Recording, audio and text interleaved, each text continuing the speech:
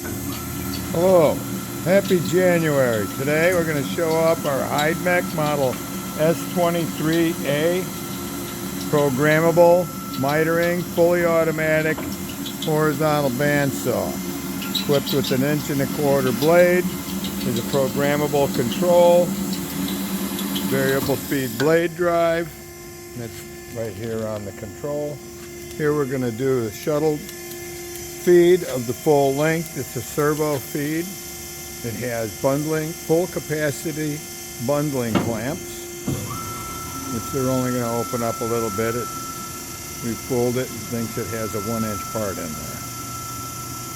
Feeds all the way forward. Clamps. We told it it's a 32-inch part, so it would feed longer than the travel. Has variable vise pressure.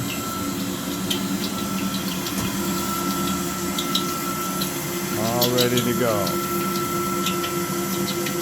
Machine is a 2018, I believe. 17. You can tell it's in great shape. Got some new parts in the computer. And it's ready to make parts for someone for a long time to come. Thanks for viewing.